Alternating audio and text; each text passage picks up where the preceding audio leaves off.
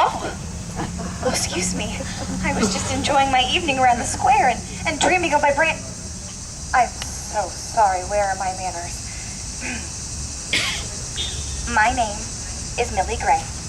And I just bought a brand new safety bike. It's a new model this year, 1893.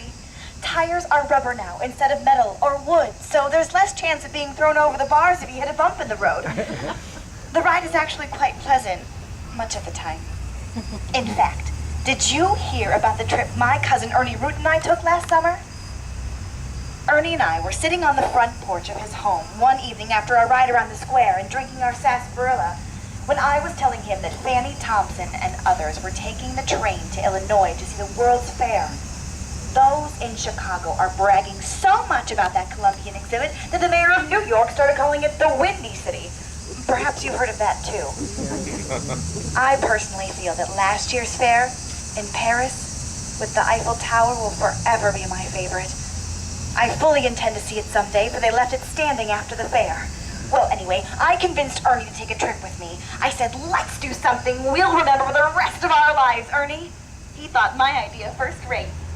We were off bright and early out of Medina from his home on Liberty Street at 7 a.m. that Tuesday morning in August.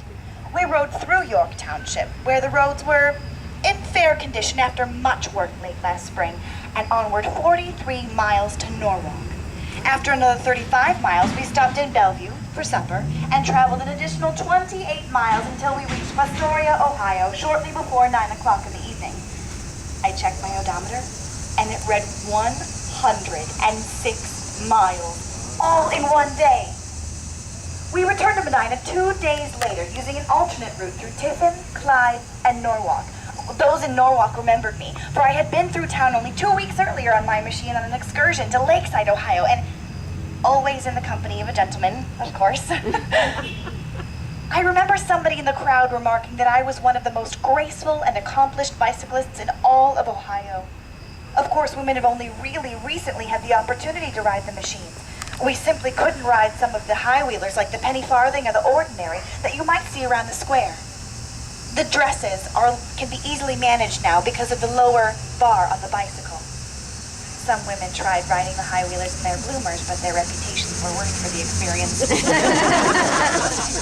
I think these machines have done a lot to emancipate women, and they should do more in the future. Susan B. Anthony predicts that since so many riders of the machine are women, that their petitions for better bike paths may be more well respected if they had the vote. From such practical seasons, a seed is sown that may ripen in the demand for full suffrage.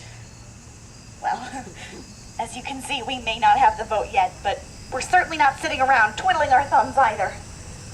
As I was walking along and riding my bike this summer, I thought it might be nice to have some sort of a basket attached to the bicycle that wouldn't impede its motion.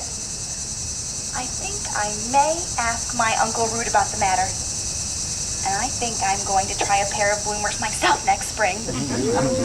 I think the time is ripe for special fashions for those of us who intend to travel around in our wheels. Well, please, enjoy the rest of your evening on the beautiful square, and don't forget to take a ride on your wheels.